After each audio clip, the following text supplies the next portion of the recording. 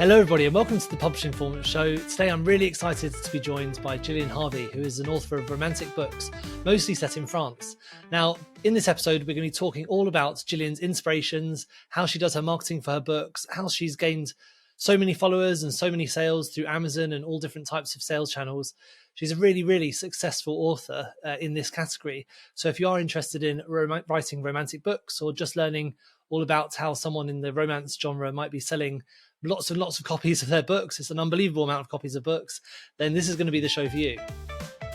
Hi everyone and welcome to the Publishing Performance Show. I'm here with Gillian Harvey, who's a writer and an author of 8 books, and actually she's got her 9th book coming out next week. So welcome to the call, Gillian.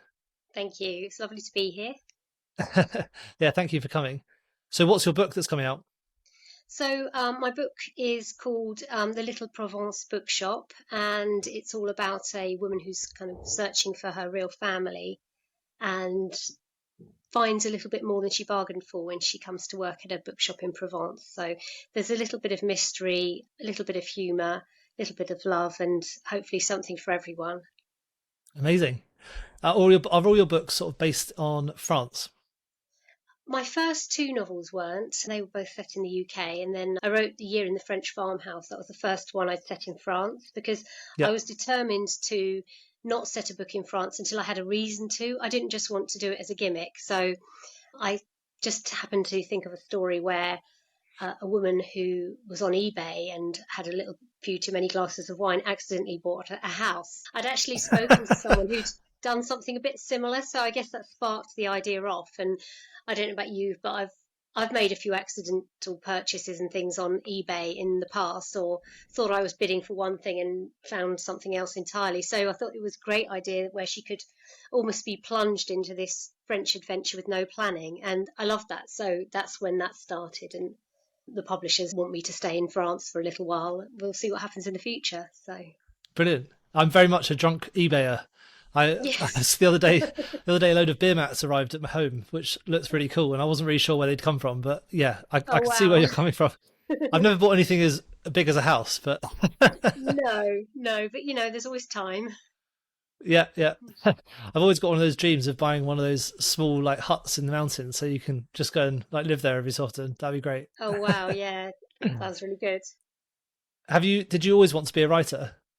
Yeah, really wanted to be a writer ever since I could remember. I specifically remember being about 5 and being very, very set on the idea of being an author. And I was writing short stories, and probably my first book started when I was about kind of 15, 16, but it never became a full-length book. But I was trying, I was working towards that. But I think when you want to do something in the creative industry, there's lots and lots of well-meaning people around you who love you and believe in you, but don't actually think you're going to get anywhere or be able to support yourself being a writer or being a singer or whatever it is you want to do. So there's always a lot of voices that say, yeah, but what's your backup plan? What is your career? What are you going to do? How are you going to make money? And I think I ended up becoming a teacher, which was fine, and I enjoyed until it exhausted me too much. But the writer, that was always my dream, and it felt like something I would never achieve, but obviously I managed to in the end. Yeah. So were you a teacher before you became an author? Was that your only job, or did you do another job as well? Well, when I left, I had a bit of a meandering route. I left school at 16, mainly because I just did not enjoy my time at school because of the school itself. I think it wasn't a very nice school. There was some people that weren't very nice, and I'd had enough really. When I could leave, I wanted to leave. I got a job in a little office as an office junior, but then I went back to do my A-levels at evening class and worked in London for a bit after that, and then went to university. So I did some work as a legal secretary in London, and it was great because it meant when I was at uni I could do my holiday work and get well paid for it and pay off my overdraft. And it's also given me a lot of things to draw on when I'm actually writing. I have commuted, I have done different jobs in different places. I now look at that period of my life as being research for my writing career. So it was never wasted. Yeah, definitely. There was an amazing, I think there's a really good quote by Ricky Gervais when he was talking about how he wrote The Office, and he was basically like, because he started so late in life, it was like I could only have written it at this point because that it's all my experiences up to now when I could have done Yeah, it. So you're right, you absolutely. Yeah, can't have those extra parts where it's like you haven't done the commuting. If you don't know what it's like, if you haven't been on the tube, how can you write about that?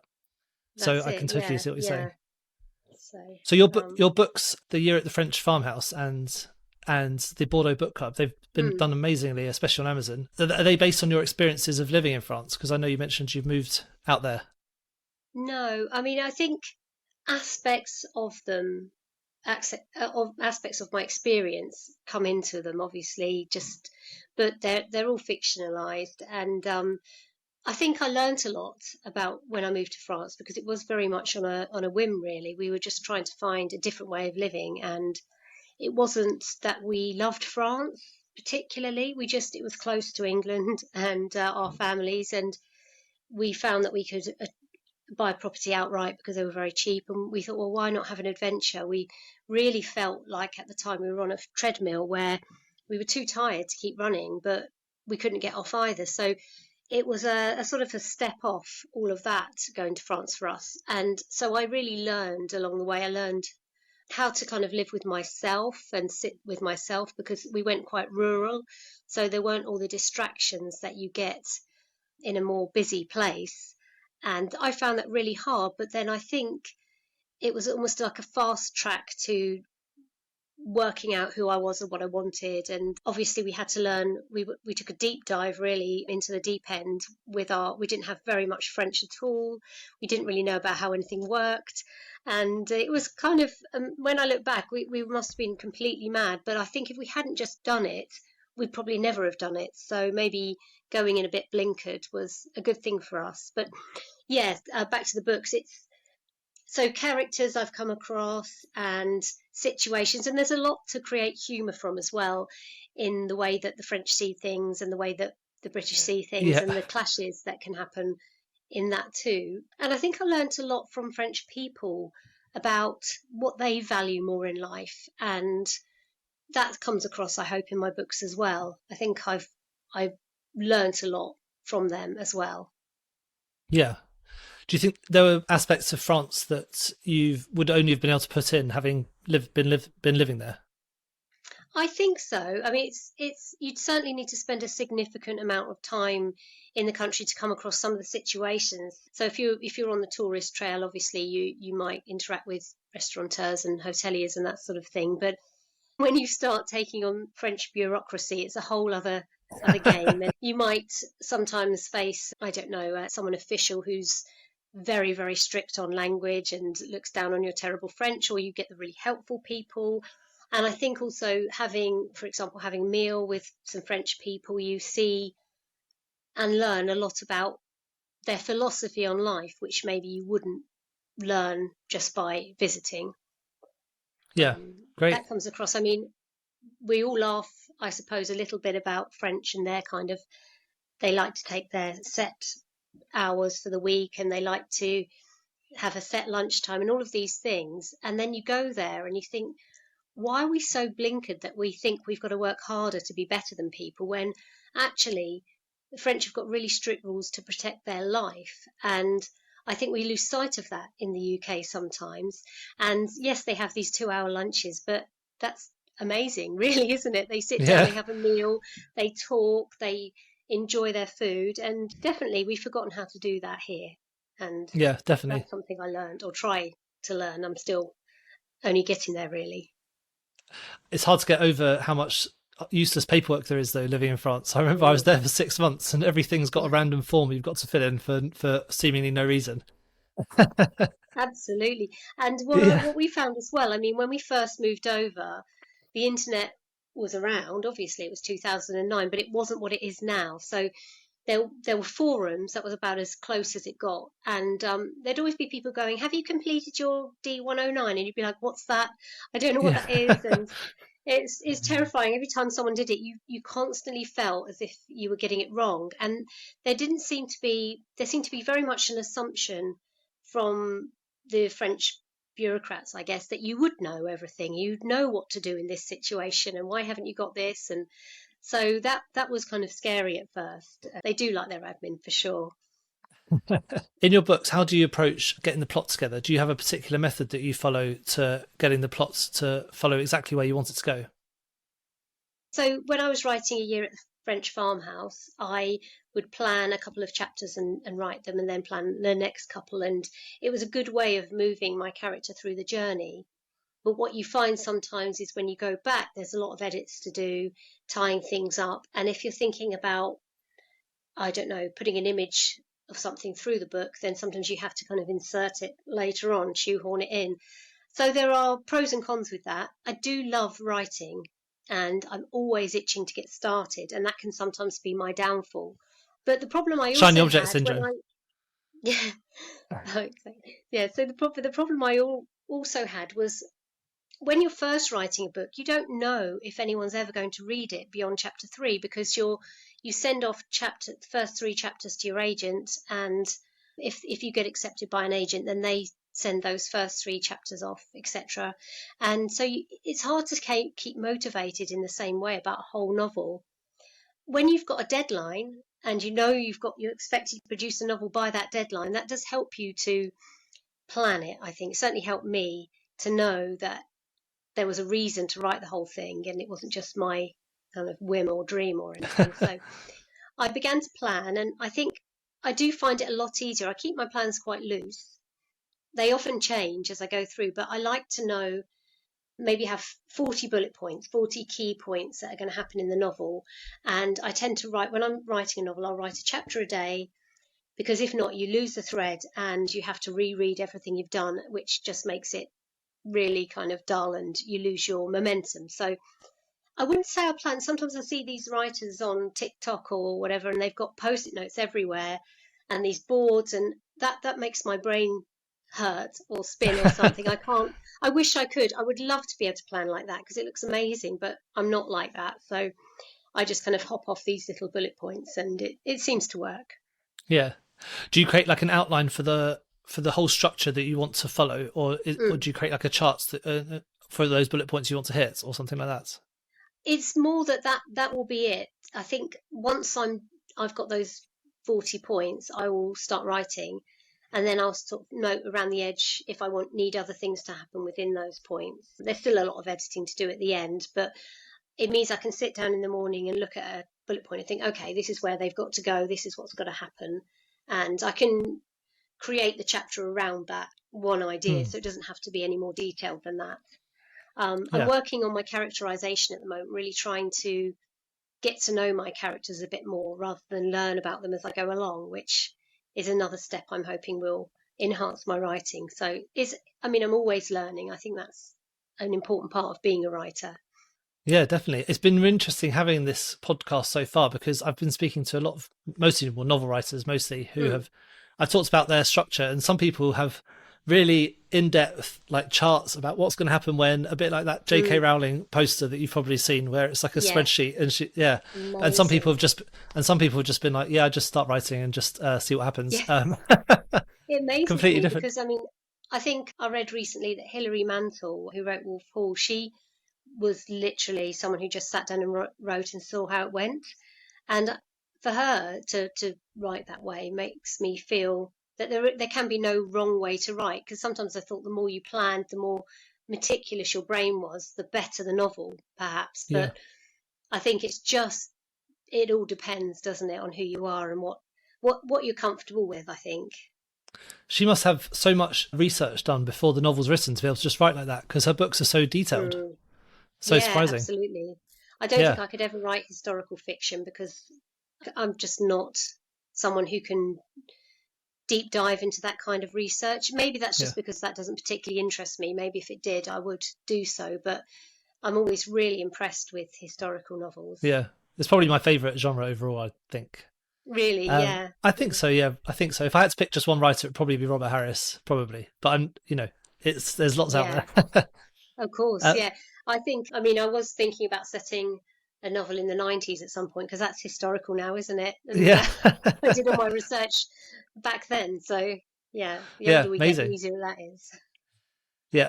In your books, you've got quite a lot of funny parts to them, and you add elements of humour. Do you actively do it on purpose, or is it a case of just seeing what the characters you think they would say? That's interesting, yeah, because I mean, my first published novel wasn't my first novel that I wrote, like a lot of writers, but that was a very much a comedy novel. Everything is fine, and but I never really thought about it being particularly humorous until my editor said it was, and I thought, oh, okay. And I think it's just something that I do. I don't know. As I go through things, I can see the ridiculousness in them, whether that's my own life or a character's life. So I do find it just naturally goes into my books, and then sometimes my editor will say, well, you could dial up the humor a bit here and I'll put a bit more in. But yeah, it's something that seems to just fall naturally. I wrote a kind of thriller type book before I wrote Everything is Fine, and I look back at that and there's comedy in there too. So I think it's just somehow it just seems to come out when I write. Oh, right. Okay. That's interesting. I spoke to Dave Cohen a couple of weeks Mm, ago, and he's a sitcom writer, but he also writes books. I And know. we talked all about adding the comedy characters in, and he sort of plans his comedy characters to be like, this is going to be the funny part, and different parts like that. So a slightly Okay. different approach. Yeah. Yeah, that's really interesting. You definitely are funny though, because lots of people in the reviews for your book say that they're funny and they laugh along at the parts of the book. So Yeah, it's always nice to read that. yeah, you've got so many reviews for your book. So you've got Year at the French Farmhouse has got over 11,000 reviews on Amazon. Is that Mm. something you've actively been trying to get those reviews, or has it just been naturally through people reading the books? That's, I would say, 99% naturally through people Right. reading the books. I think we do a lot, most writers, I'll put the odd thing out on Twitter saying, oh, don't forget to leave a review. But you find that there's some people that will review every book they read and some people don't. And even though I know how important reviews are to writers, I don't find myself leaving them that often myself. Because life gets in the way, doesn't it? And you're on the next Yeah. book and then but they really are. I think if I was a reader and not a writer and I was leaving reviews, I wouldn't expect that the author would read them, but most of us do. And it Yeah. does really make a difference to your day sometimes. If you get a really lovely one, it can keep you going sometimes. So it is lovely. And it is lovely to know that people are responding to your book, for Yeah, sure. definitely. Well, whatever you're doing is working because you've got a lot of reviews, more than the very successful other authors I've spoken to as well. So whatever you're doing, Mm. keep doing that because it's working. Excellent. The reviews are also good for your overall brand online. Do Mm. you what sort of work do you do with your own brands in order to promote your books? So I think I've done various things, and I think the thing is with books, you never really know which is the thing that worked. But one thing I did find that when I moved to my second publisher, Boldwood, they're very, very active in supporting their authors, not just on the one book, but really in all sorts of different ways. And I think with that behind you, you can use that as a real springboard. So when you do some PR of your own, it has more of an impact. But I do all the things a little bit, and it's something that I'm always struggling with a bit because I think I sometimes write a social media strategy plan thing, and then after a week I'll just be winging it like usual. And it's a funny beast, social media, because I always feel you've got to try and use it with honesty, and you can't just go, please buy my book all the time, although sometimes you wish you could. And you don't want to be a slave to it. So it's strange. So I wouldn't say I mean, I keep my author page on Facebook relatively active because I think that's where my readers probably are. That's the sort of demographic of my readers. Instagram, I'm not so good at, but it's sort of just not something that's really always appealed to me. I pop things on there. But then we've got TikTok, which I had a great time with for a while and then ran out of steam a little bit. I wouldn't say I'm a great one for doing much of value online. I think being there is helpful, and I think just sometimes it's those quirky moments where you want to post something silly that get you the most results or really connect you with people. Yeah. And I guess that's the nice way. I suppose you've got to use it as much as it's fun, because I think if not, you just feel depressed about it really, and you think, oh, no one liked my joke, and well, it doesn't really matter, and that kind of thing.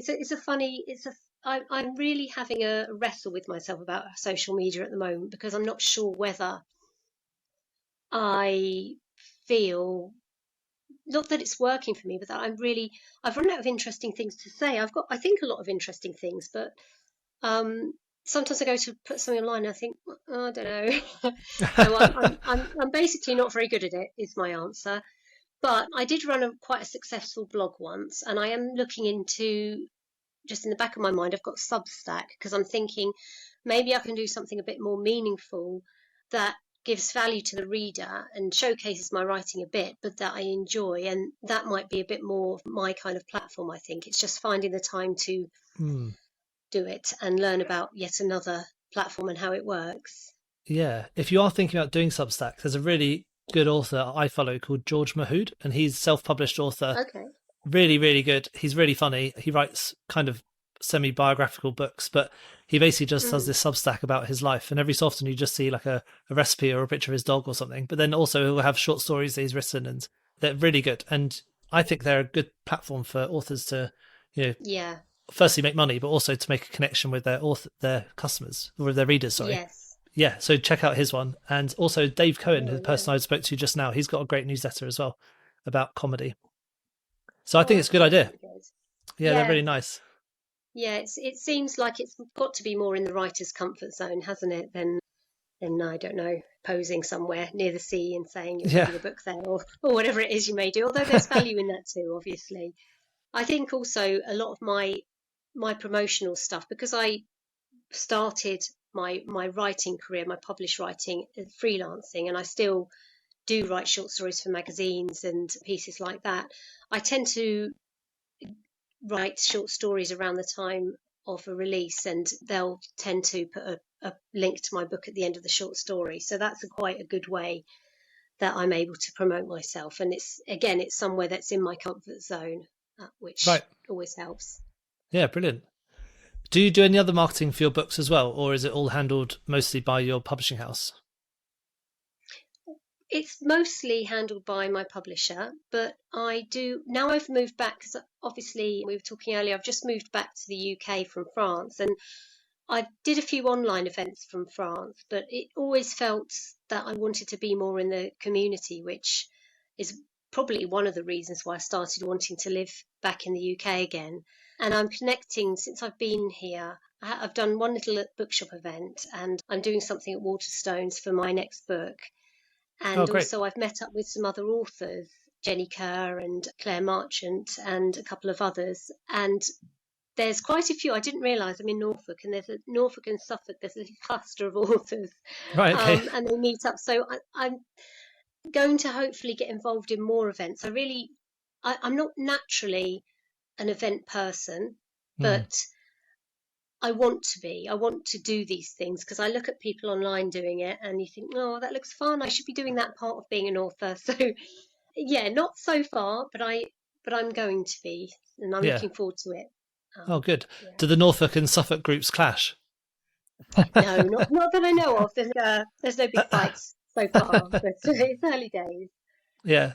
A lot of the authors I've been speaking to on the podcast have talked about the importance of having that network. Firstly, for like what the reasons you've just said, like making a community, like not loneliness, but making sure there's other people who understand what you're going through. But also it's a great way to sort of exchange ideas and get those first reviewers and readers, because a lot of writers, they find it hard to get those advanced reviews, so people can give them feedback on their books and they can get those first reviews. So I think it's a really good idea. And there are lots of those groups in the UK and US as well. So I think that's a really good idea. Definitely. Are you planning on going to any conferences or anything like that to promote your books, or just to learn? I'm hoping next year to just attend a few literary festivals. I haven't sort of pinned myself down to any yet, but not really to be in them, but just to go and experience them, see what really goes on and see what bits I enjoy before I commit to actually participating. I haven't got any plans to participate yet, but I'm really looking forward to going. I know a lot of authors go and they meet up with people, because you do tend to get to know people online quite well and think of people as friends, and it's nice to have the opportunity to really properly put a face to a name. So I will try to go to 2 or 3 next year if I can. It can be difficult with the kids and everything to travel too far, but that's the plan at least. Yeah, nice. So your next book you mentioned at the beginning, that's coming out next week. So Mm. do you want to give us an overview about that book? What was it like to write that book, and then a bit of a summary of the plot and where it's Okay. going? Yeah. So I feel like I don't know if it's just I don't know whether I'm deluding myself, but I do feel that I like each book I write more than the last when I'm writing it at least. And I really enjoyed writing this latest novel because it was slightly different perhaps from some of the other books I've written. It's set in a bookshop and there's an element of the magical there and there's an element of a bit of mystery. And there's a little nod to Chocolat by Joanne Harris in there as well. So I had a great time writing it as much as you can. I still had the 40,000 word breakdown and which I seem to always have, and where you think how is this a book and what's going to happen, and then you get over that, and now I know it's coming each time. I can cope with it better. But yeah, so I think it's overall it's got this theme of family, whether we find our family, what makes someone a family member, and the kind of connections as well that we might feel with people who we're related to but maybe meet for the first time, like sometimes when you see them on those programs where they reunite relatives. And I always think, I wonder what that feels like if you've got that instant recognition, or whether there's something deeper going on. And so the book's all about Adeline, who finds out that she's adopted shortly after her adoptive mum dies. That's when all the truth comes out, and it throws her. And she's at a point in her life where she'd given up work to be a mum's carer towards the end of her mum's illness, and so she's sort of a single mum of a little 5-year-old girl, and she doesn't know what to do next. And what she decides to do, because there's some connection with her birth mother in France, but very little information, is just to go to France and not necessarily find her mother, but to feel a little closeness there and think about what she's going to do next. So it's almost like a running away and a running towards at the same time. And she ends up in this bookshop where there's an owner, Monique, who has certain powers and certain beliefs, and they all get caught up in a kind of mystery where they're all looking for something. And there's a lot about the magic and the power of books and the way that books can really speak to us from hundreds of years ago and things like that. And well, the rest is obviously in the book, but it was a great book to write. And there's a lot of Emily Dickinson in there as well, which just came in very spontaneously and surprised me because it wasn't on my plan. But Yeah. yeah, it was great fun, and it was me sort of pushing the boundaries a little bit more of what I write. Well, hopefully it paid off. Yeah, brilliant. I'm looking forward to that coming out. So I'm sure it sounds like a great book. Thank you. Now, if people want to get in touch with you, or they want to follow you, where's the best place for them to do that? Probably on my Facebook page, which is Gillian Harvey Author. That's where I'm most active. I'm also on Twitter at Jill+5, and you never know, I might pop up on Substack at some point, but not yet. Great. And are you working on your next book already, or are you taking a break? I'm working on my next book, which is quite well. It's all set in Paris, and there's some scenes in Cambridge as well. So it's a bit of a nod to the fact that I'm back here as well. And it's the novel about. It's a love story with a twist, let's say. Yeah, great. Well, looking forward to hearing about that too. So thank you so much for coming on the show. I really appreciate your time. Just before we go, what's the book that you recommend everyone should be reading at the moment? Okay, so the book I've been diving into a lot recently myself is a book called Save the Cat Writes a Novel by Jessica Brodie. Yes. This was recommended. You may probably have come across this one. It's really a writer's Bible, and it's been great for me in terms of planning my books and structuring my books. You won't necessarily use it all kind of exactly as it is, but it gives you a lot of idea of the beats that the writer needs to put in for the reader to take them through a story in a really satisfying way.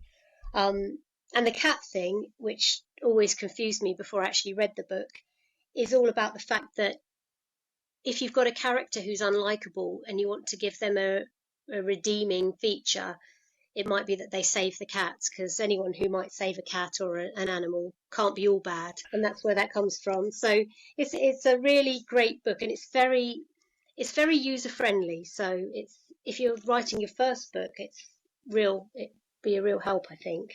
So Brilliant. Yeah, James Blatch recommended that exact same book. So that's two really good recommendations wow, there now. you go. So yeah. What an endorsement. Yeah, exactly. Well, brilliant. Well, thank you so much for coming on. It's been a great show and looking forward to speaking to you again soon. Thank you. It's been lovely speaking to you. Thank you so much for tuning into the Publishing Performance podcast. I really hope you found today's episode inspiring. I love chatting to authors, writers, and people in the publishing world. Now, just before we wrap up, let me tell you about Publishing Performance, the #1 platform for authors who want to increase Amazon book sales, but I'm not really sure where to start. Now, this show is all about helping you to sell more books. And if you're looking to boost your publishing game and to maximise your book's potential on Amazon, then Publishing Performance is designed to help authors just like you to grow your readership and to reach a much wider audience. Now, I know that Amazon ads can be slightly complicated, which is why Publishing Performance is like having a personalised ad account manager to create your ad campaigns, to choose your best keywords, and to make adjustments in real time. Now, if you're investing in ads, you really want to make sure that your investment is being used effectively, and Publishing Performance does just that. It aims to make your budget go further, improve your organic rank, and target keywords more effectively. Just go to publishingperformance.com to get started with Amazon ads for just $1.